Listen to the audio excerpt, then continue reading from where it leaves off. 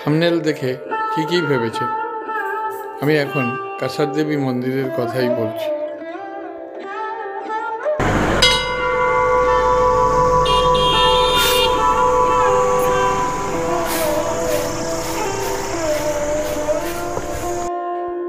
এই মন্দিরটা দেখার ইচ্ছা আমার বহুদিন। প্রথম বিবেকানন্দের লেখা থেকে জেনেছিলাম। আমরা কাঠগোদাম রেল স্টেশন থেকে গাড়ি নিয়ে এসেছি। এয়ারপ্লেনে তেও আসা যায়। সব থেকে কাছের এয়ারপোর্ট পঞ্চনগর এয়ারপোর্ট। কাঠগোদাম স্টেশন থেকে 94 কিলোমিটার, গাড়িতে প্রায় 3.5 ঘন্টা লাগে। আমরা অবশ্য কাল আলমোড়ায় ছিলাম, এত সময় লাগেনি। উত্তরাখণ্ডের আলমোড়ার বাগেশ্বর হাইওয়ের উপরেই এই মন্দির। এটা সেই বিখ্যাত দেওদার আর পাইন বন। পাইন বনের ভিতর থেকে সরু পায়ে চলার রাস্তা, মাঝে মাঝে বিশ্রাম করারও ব্যবস্থা আছে। রাস্তাটা ক্রমশ উঁচু হয়ে উঠেছে, একটু বয়স্কদের অসুবিধা হতেই পারে।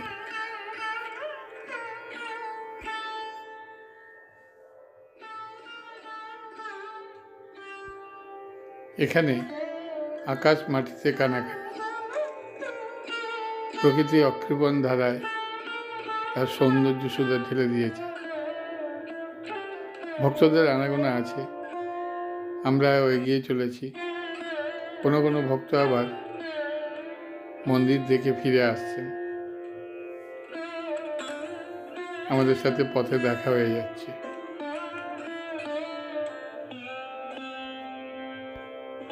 যেতে যেতে মাঝে মাঝে ঘন্টার ধ্বনি শোনা যাচ্ছে।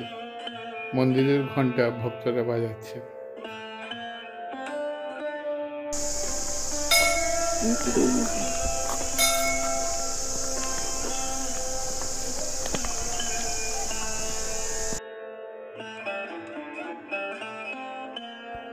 আমরা যেহেতু আলমোড়াতেই ছিলাম, অনেক সকাল সকালই এসেছি। দেখছি আমাদের থেকে আগেও অনেকেই এসেছেন, ওরাও নিশ্চয়ই আলমোড়াতে ছিল।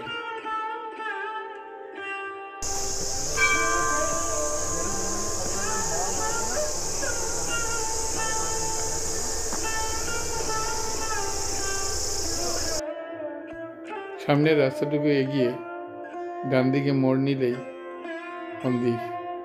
আমরা মন্দিরের কাছাকাছি এসে গেছি। মাঝে মাঝে ঘন্টার আওয়াজ পাওয়া যাচ্ছে,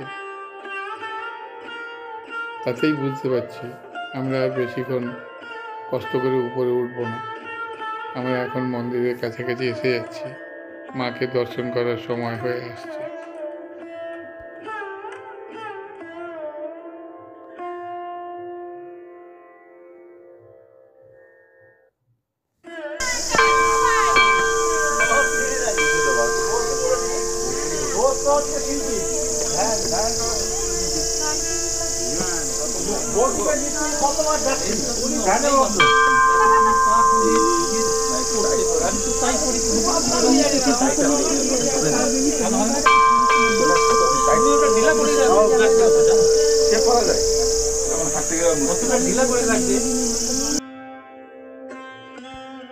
বাম দিকে জুতো রাখার জায়গা সহজেই নজরে পড়ল। যাদের দর্শন করা হয়ে গেছে তারা এখন আবার জুতো পরে পেরিয়ে যাচ্ছে নিজেদের গন্তব্যস্থলে।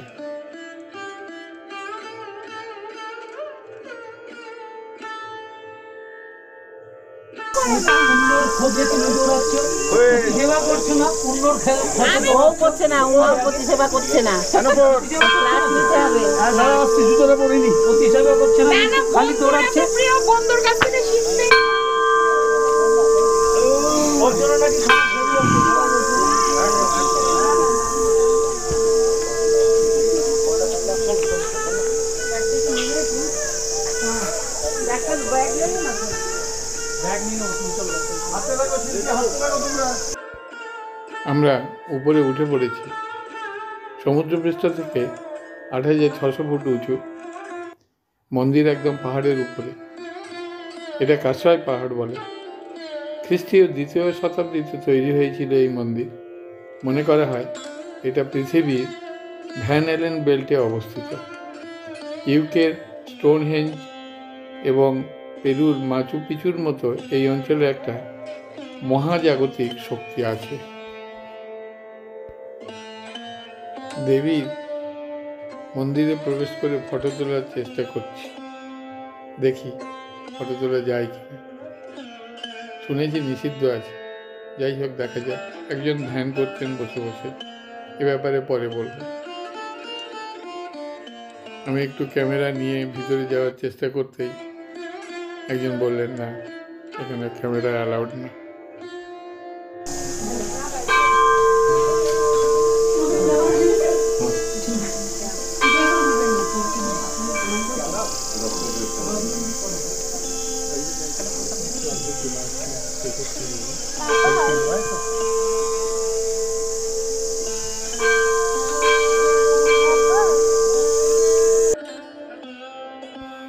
(1890 সালে স্বামী বিবেকানন্দ এখানে এসেছিলেন, ধ্যান করেছিলেন, ধ্যানের অভিজ্ঞতা লিখেও গিয়েছে। এরপরে 1930-এ সুনায়তা বাবা এখানে প্রায় 30 বছর ছিল। পরে বুদ্ধিস্ট লামা হয়েছিল। 1960-এর দশকে আরও অনেক বিশিষ্ট ব্যক্তিত্ব এখানে আসেন। পরে হিপি মুভমেন্টের সময় এই এলাকা তো হিপিদের একটা বিরাট আড্ডাখানা হয়ে উঠেছিল। আনন্দময়ী মাও এখানে এসেছিলেন। 60-70 দশকের মধ্যে বহু বিশিষ্ট ব্যক্তিত্ব এখানে বেশ কিছুদিন বসবাস করেছিল।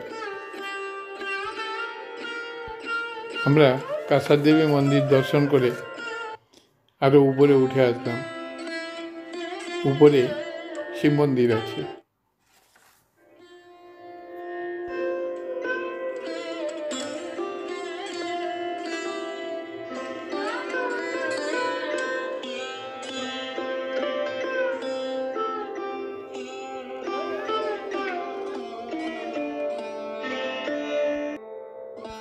প্রতি বছর কার্তিক পূর্ণিমা উপলক্ষে এখানে নভেম্বর-ডিসেম্বর মাসে বিশাল এক মেলা অনুষ্ঠিত হয়।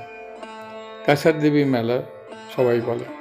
স্থানীয় মানুষজনের বিশ্বাস, কার্তিক পূর্ণিমায় দেবী নুপুর পায়ে পড়ে গ্রামে গ্রামে ঘুরে বেড়ান। এই কাসার দেবী মন্দির নির্মাণের ব্যাপারে বেশ একটা সুন্দর ব্যাখ্যা আছে। স্কন্দপুরাণ মতে এই মন্দির তৈরি করেন যক্ষ আর গন্ধর্বরা, আর ভাগবত পুরাণ মতে দেবী কৌশিকী এখানে শুম্ভ নিশুম্ভ বধ করেছিলেন।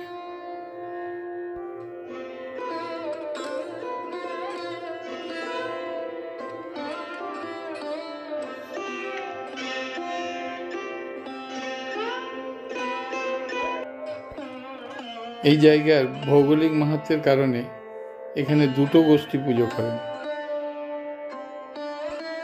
এই দুই গোষ্ঠীর মধ্যে এক গোষ্ঠী মা কাসার দেবীর ভক্ত, আরেক গোষ্ঠী শিব ও ভৈরব এর ভক্ত। প্রধান মন্দিরের গর্ভগৃহ একটা পাথরের গুহার মধ্যে অবস্থিত। সেখানে একটা অখণ্ড জ্যোতি আছে, বছরের পর বছর সব সময় জ্বলতেই থাকে। প্রচলিত আছে ওই ধুনির ছাই যে কোনো মানসিক রোগীকে সুস্থ করে তুলতে পারে। এও জানা গেছে নাসাও এই ব্যাপারে গবেষণা করে চলেছে।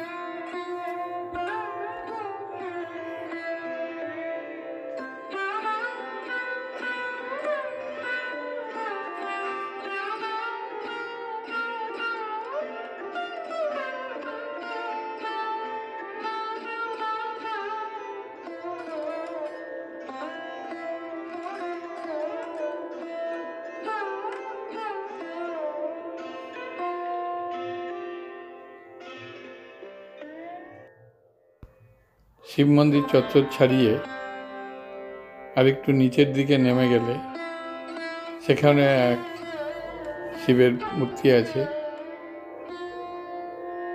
এখানকার সৌন্দর্য অনবদ্য, এ ভাষায় প্রকাশ করা অসম্ভব।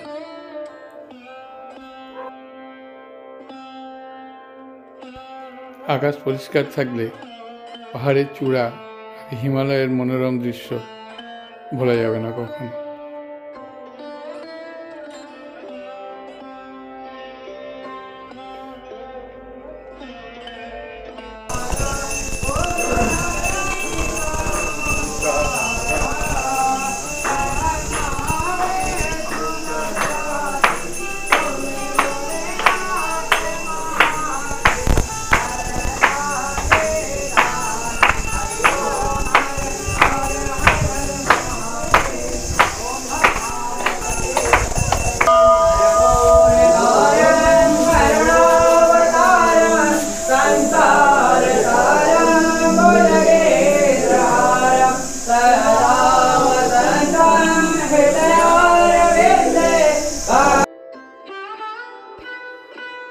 নিচে আর একটা শিবলিঙ্গ আছে, ওখানে ভক্তরা যান পূজা দেওয়ার জন্য।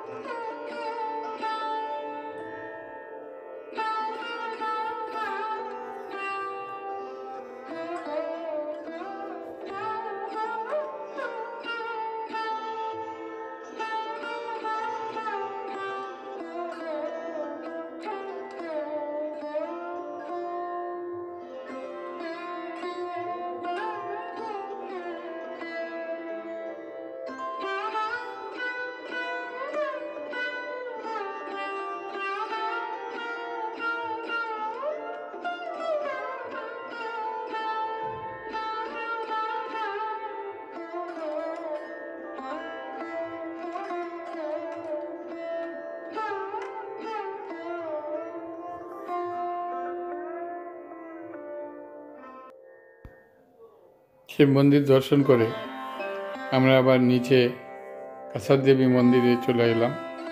কাছার দেবী মন্দির অষ্টভুজা সিংহবাহিনী দেবী দুর্গার মূর্তি স্থাপিত।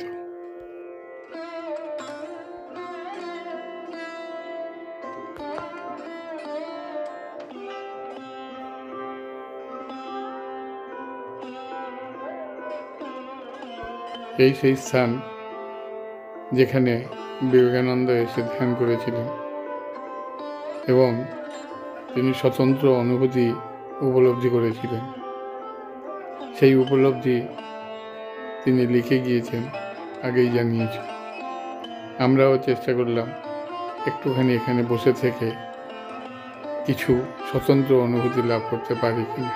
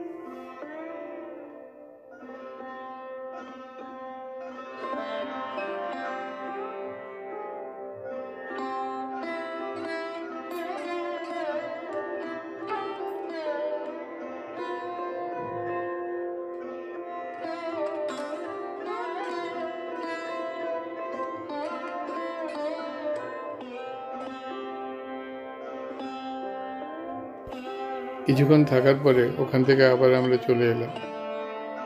আমাদের এবারে যেতে হবে। আমরা এখান থেকে সোজা যাব বাগেশ্বর। কাছাড় দেবী মন্দির ঘোরার অভিজ্ঞতা আপনাদেরকে শেয়ার করলাম। যদি আপনাদের ভালো লাগে তাহলে আপনারাও শেয়ার করবেন, লাইক করবেন, আর যদি পারেন সাবস্ক্রাইব করবেন। তাহলে আমার আগামী দিনের অন্যান্য ভিডিও করার ক্ষেত্রে বেশ উৎসাহ আসবে এবং আমি নতুন নতুন কিছু ভিডিও আপনাদেরকে উপহার দিতে পারব। ভিডিওটা সম্পূর্ণ দেখার জন্য আন্তরিক ধন্যবাদ রইল। নমস্কার।